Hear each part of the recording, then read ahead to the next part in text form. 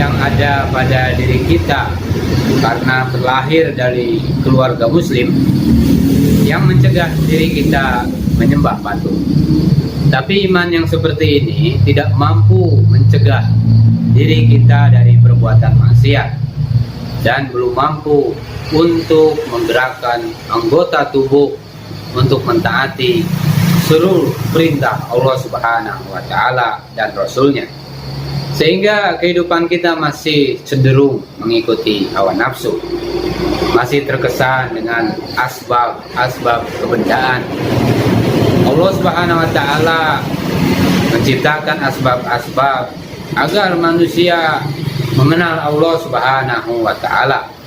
Allah Subhanahu wa Ta'ala menciptakan langit, menciptakan bumi, hewan, dan tumbuhan agar manusia mengenal kekuasaannya. Dan Allah Subhanahu wa Ta'ala mengutus para nabi alaihissalam pada setiap umat untuk memperkenalkan umat kepada Allah Subhanahu wa Ta'ala dan menyampaikan nizamullah, aturan-aturan Allah Subhanahu wa Ta'ala di dunia ini. Suasana dan keadaan tersebut berubah-ubah pada setiap saat sesuai dengan kehendak Allah Subhanahu wa Ta'ala, agar manusia tawadu, tunduk kepada Allah Subhanahu wa Ta'ala, hanya kepada Allah Subhanahu wa Ta'ala dalam setiap suasana dan keadaan. Orang yang mampu menghancurkan kebatilan bukan orang yang hanya pandai beramal, tetapi orang yang memiliki keyakinan di dalam hatinya.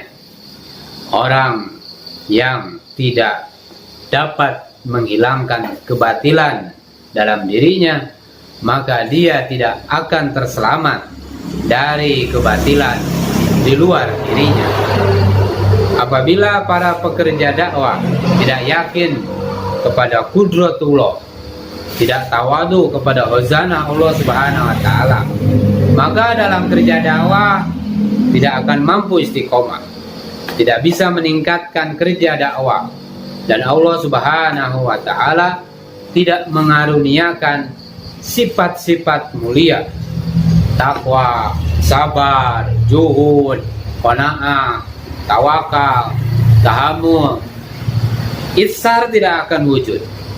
Tetapi jika yakin kepada kudratullah, kekuasaan Allah, maka Allah Subhanahu wa Ta'ala akan beri hidayah, dan sifat-sifat mulia tersebut akan datang pada kehidupannya. Dengan sifat ini, Allah Subhanahu wa Ta'ala akan istiqomahkan dalam buat kerja dakwah. Allah Subhanahu wa Ta'ala menciptakan jasad manusia dengan kapasitas yang sangat terbatas. Tidak semua keinginan hatinya bisa dilakukan oleh jasadnya.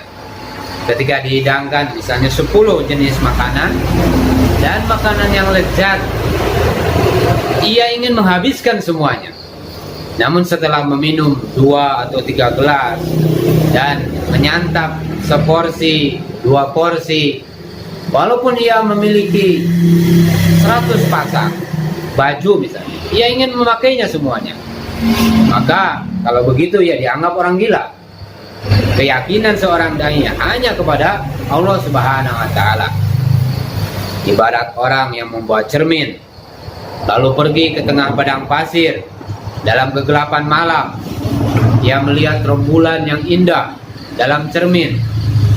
Namun bagaimanapun juga ia tetap meyakini bulan yang asli itu berada di atas langit. Demikianlah keyakinan seorang dai. Meskipun memiliki 1000 toko misalnya, ia tetap yakin yang memberi rezeki adalah Allah Subhanahu wa Ta'ala.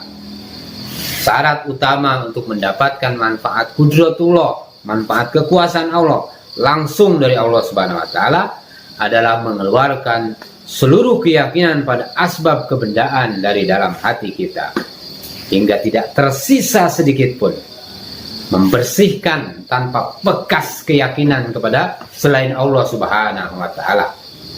Orang-orang kafir lebih pandai mengambil manfaat dari wazana Allah Subhanahu wa Ta'ala melalui kebendaan. Allah Subhanahu wa Ta'ala menciptakan dan memberi rezeki, dan orang-orang kafir meletakkan asbab kebendaan di antara mereka dengan Allah Subhanahu wa taala. Sebagaimana keadaan umat yang berusaha mengambil manfaat dari Allah Subhanahu wa taala dengan perantaraan benda-benda untuk menyelesaikan masalahnya. Meletakkan toko, uang, pabrik sebagai perantara untuk mengambil manfaat dari khazanah Allah Subhanahu wa taala. Untuk mendapatkan manfaat langsung dari khazanah Allah Subhanahu wa taala hanya dengan perantaraan amal. Nafikan benda-benda, sehingga antara kamu dengan Allah Subhanahu wa taala tidak ada hijab. Setiap mukmin adalah orang yang mempertahankan perintah Allah Subhanahu wa taala dalam setiap keadaan dan dimanapun ia berada. Bukan orang-orang yang meninggalkan perintah Allah Subhanahu wa taala untuk mempertahankan kebendaan dan keduniaan. Orang yang beriman itu adalah orang-orang yang mengejar-ngejar perintah Allah Subhanahu wa taala untuk ditaati, bukan orang yang mengejar-ngejar dunia. Mereka meyakini bahwa kebahagiaan ada dalam perintah Allah Subhanahu wa taala, bukan di dalam asbab-asbab dunia. Orang yang melakukan usaha dakwah dan dia mengutamakan takaza keduniaannya, maka kelak Allah Subhanahu wa taala memilih orang lain. Allah Subhanahu wa taala akan memilih orang lain untuk melaksanakan kerja dakwah. Apabila terjadi benturan antara kepentingan pribadi dengan waktu dakwah dan tetap istiqomah memilih amal dakwah, maka dia akan dapat meningkatkan pengorbanan. Namun apabila ia mengutamakan takaza pribadinya, tuntutan pribadinya, maka dia tidak dapat meningkatkan pengorbanan dan akhirnya akan melemah karena menuruti hawa nafsu.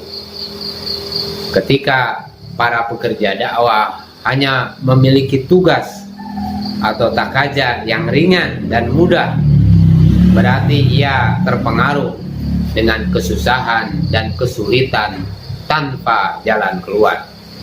Keadaan seperti ini membuat dia akan meninggalkan usaha dakwah. Seseorang yang mengorbankan kehendaknya, maka dia akan mendapatkan hidayah. Orang yang melakukan kerja dakwah dengan kesungguhan sampai batas kemampuannya, maka Allah Subhanahu wa taala akan menyempurnakan amal-amalnya. Jika para dai meningkatkan kerja dakwah, maka akan wujud berbagai kebaikan, berbagai keadilan di tengah-tengah umat. Bila hanya melihat faedah dari amalan ini hanya sesaat saja, maka orang lain tidak akan datang dan tidak akan bergabung di dalam usaha dakwah. Umat tidak melihat tangisan, tidak melihat tetesan air mata, tidak melihat sholat kalian dan bentuk ibadah lainnya, tetapi mereka melihat kehidupan ijtimai kalian. Bagaimana muamalah, bagaimana muasyarah, bagaimana pernikahan yang kalian selenggarakan, dengan cara apa. Inilah yang dilihat oleh umat. Jika dalam bentuk kehidupan tersebut ditunaikan sesuai syarat, sesuai juga dengan syariat, dengan sunnah, maka umat akan mendapatkan hidayah. Amal dakwah ini adalah nur. Amal dakwah ini adalah nur, sedangkan manusia diliputi dengan kegelapan. Jika orang-orang yang membawa kerja dakwah ini, maka nurnya akan menyebar kemana-mana. Semakin banyak nur yang didapatkan dalam dakwah, maka sebanyak itu pun nur yang akan dibawa ke alam akhirat, dibawa ke kubur, ke mahsyar, ke Sirat. Di sana orang-orang akan membuat nur yang berbeda-beda. Ada seperti matahari, ada yang seperti bulan, bintang, lampu, dan sebagainya. Semuanya akan ditampakkan. Sedangkan orang-orang yang kafir diliputi kegelapan dan langsung dilemparkan ke dalam neraka. Orang-orang munafik, orang-orang munafik ini akan mengikuti nur orang-orang yang beriman. Namun Allah Subhanahu wa taala memerintahkan, berpisahlah wahai orang beriman dan orang-orang munafik. Kemudian orang-orang munafik pun dipisahkan dan dilemparkan ke dalam neraka. Pada saat ini kita berkumpul, sedangkan nanti di akhirat akan dikatakan, wamtazul yauma ayyuhal mujrimun, berpisahlah wahai para pendosa. Maka kita harus risau, ke dalam golongan manakah kita akan dikumpulkan. Oleh karena itu sibukkanlah diri kita dalam dakwah, sehingga diri kalian akan terselamat dari dakwah orang lain. Apabila tidak menyibukkan diri di dalam dakwah, maka tidak akan selamat dari dakwahnya ahlul batil. Allah Subhanahu wa taala akan mengampuni kekurangan dalam amalan, namun kekurangan dalam niat, dalam keikhlasan, Allah Subhanahu wa taala tidak akan menerima amal tersebut. Ciri-ciri amal diterima adalah setelah beramal merasa berdosa. Niat yang rusak ini disebabkan lemahnya keyakinan. Sejauh mana kelemahan iman, maka sejauh itu pula kerusakan di dalam niat. Keyakinan yang rusak menyebabkan amal yang dilakukan bukan karena Allah Subhanahu wa taala, menyebabkan cacat dalam niat. Ada orang yang merasa berada dalam kerja dakwah, tapi sebenarnya dia tidak berada dalam usaha dakwah, yaitu orang yang pandai bayan, pandai dia muzakarah dan sebagainya, namun tidak wujud sifat dalam dirinya. Orang lama dalam dakwah adalah orang yang bekerja untuk perbaikan dirinya, bukan bekerja untuk memperbaiki orang lain. Sibukkan diri dalam dakwah dan jadikan diri sendiri sebagai target dari dakwah yang dilakukan. Apabila seseorang menghendaki sesuatu atau sifat-sifat baik wujud pada dirinya, maka dia harus mendakwahkan lebih dahulu kebaikan-kebaikan tersebut. Maka dia harus mentabligkan lebih dahulu kebaikan-kebaikan tersebut dengan sifat-sifatnya. Orang yang melakukan jaulah tashkili, dia mengajak orang, maka akan dibukakan pintu keyakinan. Dan orang yang melakukan usuli, dia buat usuli, akan dibukakan pintu hikmah. Maka rendahkanlah diri kita, sehingga Allah Subhanahu wa taala memuliakan kita di hadapan makhluk. Allah Subhanahu wa taala akan memajukan orang yang selalu memandang kelemahan dan kekurangan dirinya sendiri di dalam usaha ini. Sedangkan orang yang selalu menghitung-hitung atau memandang pengorbanan yang dia lakukan, maka Allah Subhanahu wa taala akan menjadikan dia semakin mundur. Kerja dakwah ini ada dua bagian. Pertama, usaha zahir, keluar di jalan Allah Subhanahu wa taala 4 bulan, 40 hari, 3 hari, dan juga 5 ama makomi di tempatan kita. Ini usaha zahir. Ini bukan maksud, ini baru langkah awal. Ibarat anak kecil baru belajar alif, ba, ta. Dan kedua, usaha batin.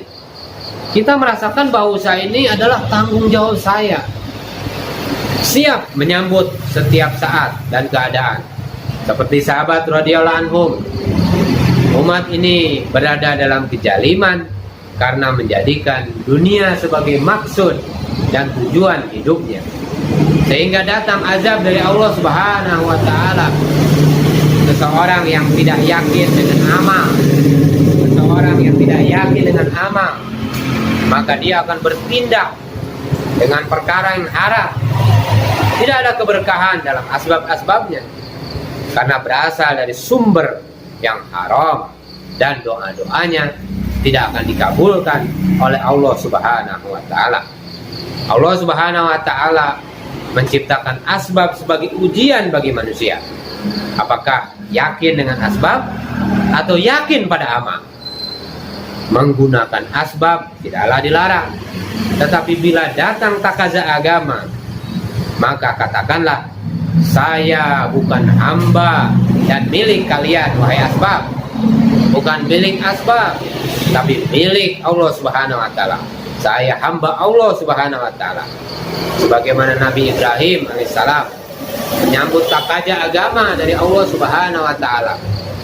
Apabila berbicara mengenai kehidupan para nabi alaihissalam, sementara kehidupan kita sendiri mengikuti cara dan pola hidup musuh para nabi alaihissalam, ini sangat berbahaya.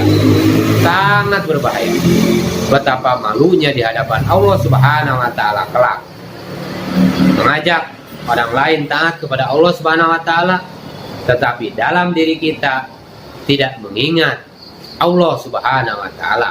Amal-amal kita lalai dari mengingat Allah Subhanahu wa Ta'ala.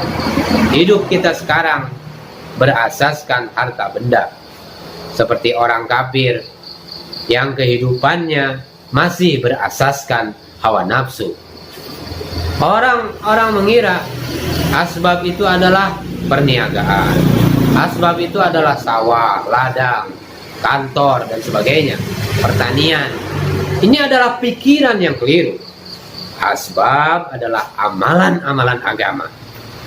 Keyakinan kita bukan pada uang, tetapi keyakinan kita kepada pertolongan Allah Subhanahu wa Ta'ala. Beramal tanpa keyakinan seperti menerbangkan pesawat tanpa mesin, dan amal yang dikerjakan tanpa adab seperti melakukan sholat tanpa wudhu. Maka tingkatkan pengorbanan kita, naiklah seperti tangga, jangan seperti karpet yang berkorban besar-besaran sekali digelar, tapi setelah itu dingin. Jangan bekerja dengan jazbah pegawai, dengan semangat pegawai, dengan jazbah pejabat, jazbah pengusaha, orang kota atau orang kampung. Jazbahnya bekerjalah dengan jazbah hamba Allah Subhanahu wa Ta'ala, jazbah sebagai umat Rasulullah Sallallahu Alaihi Wasallam. Jangan memuliakan seseorang karena harta, karena pangkat, karena jabatan. Setan laknatullah alaih membisikkan dengan ikrar. Muliakanlah semua orang, besar atau kecil. Manusia asalnya sama, berasal dari nutfah, saluran air yang hina. Jangan bekerja dengan terlalu lemah dan jangan terlalu berani. Ini tidak dikehendaki. Sayyidina Umar radhiyallahu anhu memiliki sifat keras, sifat jalal, dan Sayyidina Abu Bakar radhiyallahu anhu memiliki sifat indah, sifat jamal. Sayyidina Umar radhiyallahu anhu keras, ketika Sayyidina Abu Bakar radhiyallahu anhu lembut. Kuat mengunyah itu bagus, tapi jangan sampai mengunyah lidah sendiri. Lidah ini kecil dan lemah, tetapi badan kita besar. Maka hendaklah sedikit bicara, banyak bekerja. Lidah dapat menyatukan hati, tetapi juga dapat menghancurkan umat. Lakukanlah kerja dengan keberanian, tetapi dengan cara Rasulullah Sallallahu Alaihi Wasallam. Abu Bakar radhiyallahu anhu tidak selalu lembut. Beliau pernah memimpin pasukan yang lebih besar dan lebih berani daripada Sayyidina Umar radhiyallahu anhu pada perang Riddah, melawan orang-orang murtad pada waktu itu. Beliau pernah berkata, kalau perlu, katanya, saya akan lebih keras daripada batu, tetapi ada saatnya saya lebih lembut daripada kapas. Lakukanlah usaha untuk mendapatkan keridhaan Allah Subhanahu wa Ta'ala, walaupun orang lain tidak suka, asalkan Allah Subhanahu wa Ta'ala ridho kepada kita. Hindari perdebatan jika belum paham maksud Al-Quran dan hadis, karena kritik itu datang dari setan dan keraguan datangnya dari kebodohan. Orang yang telah lama berkecimpung dalam dakwah akan diuji dalam dua perkara. Hartanya bertambah banyak, ini pertama ujian. Apabila orang-orang diberikan harta, menyangka dengan hartanya itu dapat menolong agama Allah Subhanahu wa Ta'ala. Dengan anggapan itu, Allah Subhanahu wa Ta'ala justru akan mengangkat pertolongannya. Kemudian yang kedua, ujiannya adalah kekurangan harta. Manusia akan mudah menyangka bahwa ujian ini datang dari Allah Subhanahu wa Ta'ala. Jika hal ini terjadi, maka imannya akan bertambah dan akan diberi kekuatan untuk memajukan usaha agama. Apabila dalam keadaan miskin melakukan kerja dakwah dengan tekun dan istiqomah, namun yang sangat dikhawatirkan jika kekayaan datang lalu tidak melakukan usaha dengan sungguh-sungguh, tidak lagi menangis, tidak lagi tawadu. Ini adalah penyakit yang sangat berbahaya. Jika melakukan usaha dakwah hanya untuk mendapatkan kedudukan, maka binasalah diri kita. 3 asas prinsip untuk menjalankan usaha ini adalah hikmah, mujahadah, dan ikram. Hikmah, mujahadah, dan ikram. Usaha dakwah dan tabligh tidak akan maju dengan cara sendiri sesuai dengan pengalaman masing-masing, melainkan mengadopsi tata cara para sahabat radhiyallahu anhu. Apabila mereka yang terlibat dalam usaha dakwah dan tabligh mulai memandang bahwa mempelajari kehidupan para sahabat radhiyallahu anhum tidak begitu penting, dengan mempopulerkan ceramah atau pidato atau kajian-kajian dalam program di tempatannya, pidato atau diskusi yang tidak menanamkan kesadaran kepada Allah Subhanahu wa Ta'ala tidak lain hanyalah memberi kesenangan hanya pada telinga saja. Usaha dakwah yang dilakukan Rasulullah Sallallahu Alaihi Wasallam dan para sahabat radhiyallahu anhum memiliki tertib yang ikhlas, maka perlu mempelajari usaha tersebut.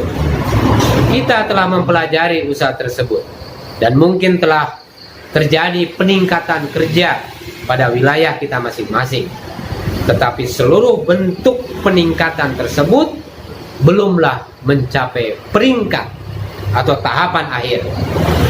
Jika setiap pekerja dakwah menganggap usaha yang dilakukannya telah sesuai dengan peringkat usaha Rasulullah Sallallahu Alaihi Wasallam dan sahabatnya, maka tidak ada seorang pun yang akan mencapai hakikat tersebut.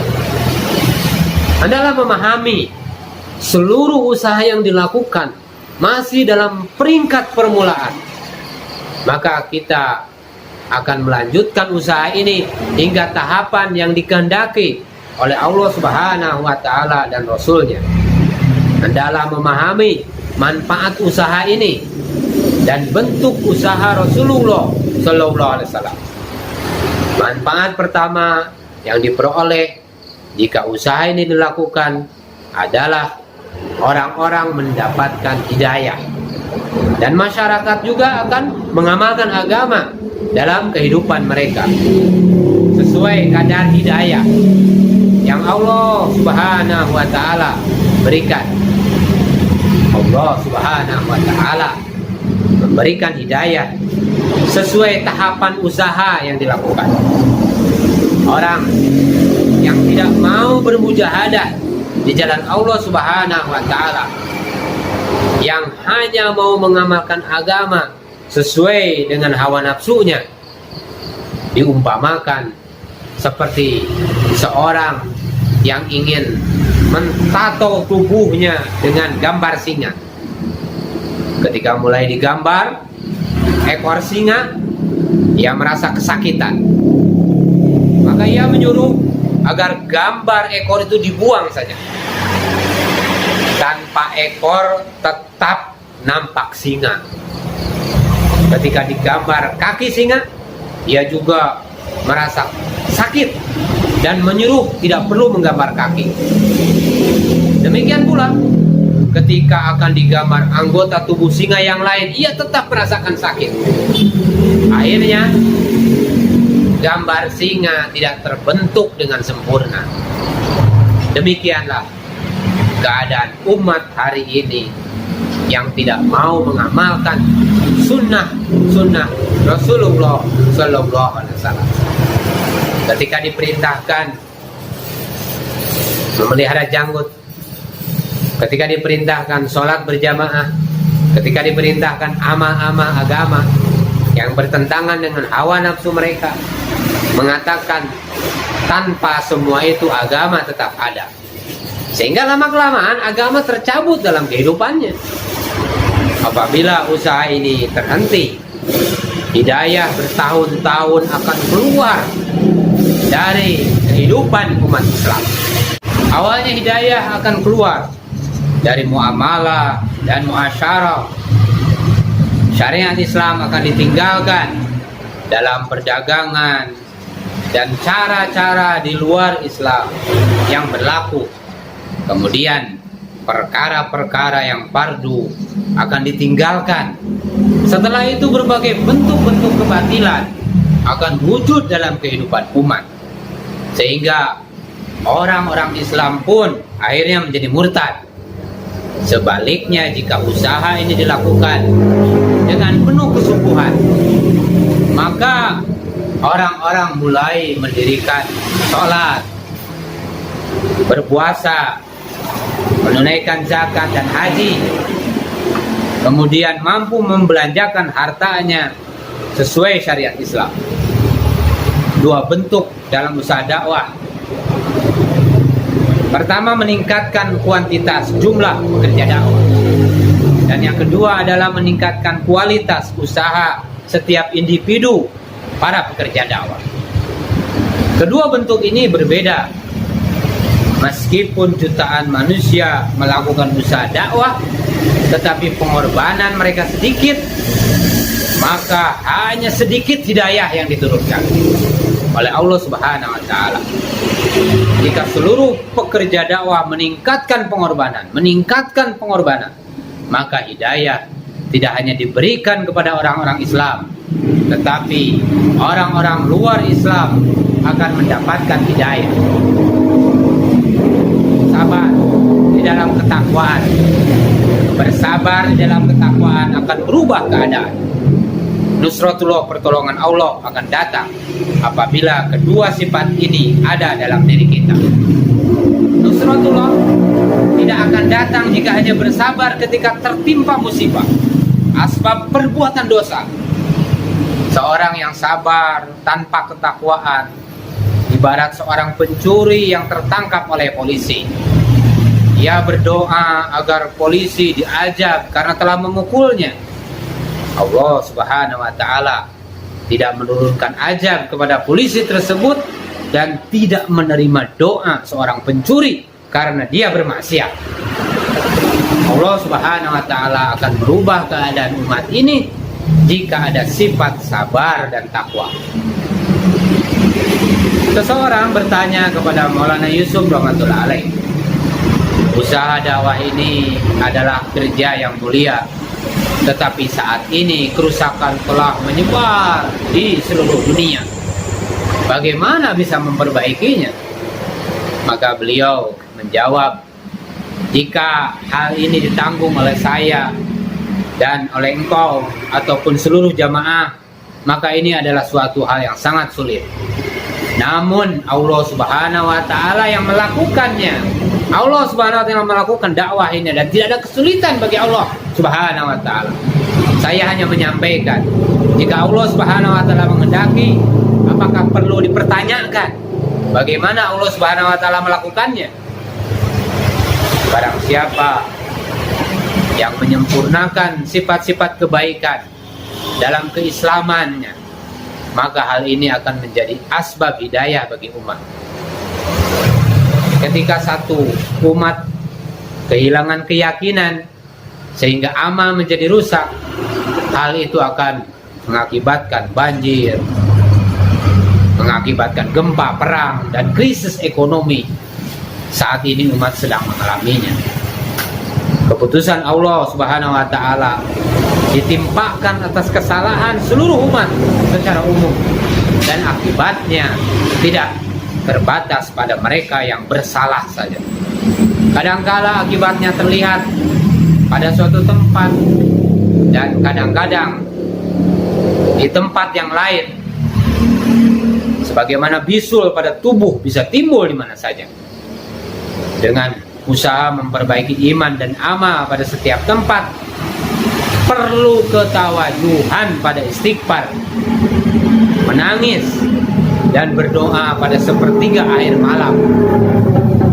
Jika ada segelintir pengorbanan dan usaha seperti usaha Nabi Ibrahim alaihissalam dan para sahabatnya, Rasulullah SAW, sebagaimana matahari yang senantiasa beredar menyinari bumi tanpa pernah mengharap imbalan kecuali ganjaran dari Allah Subhanahu wa taala, maka pahalanya sama dengan besarnya matahari.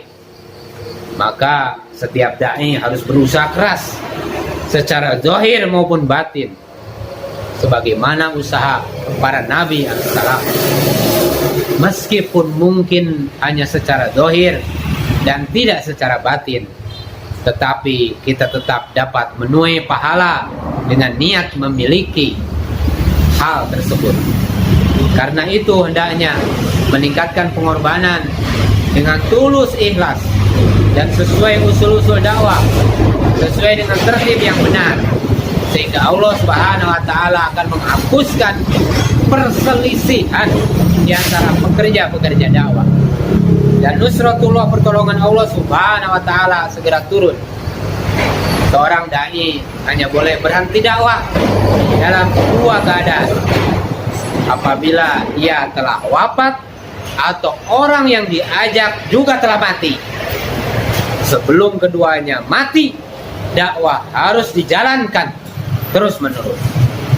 Insya Allah semua bersedia.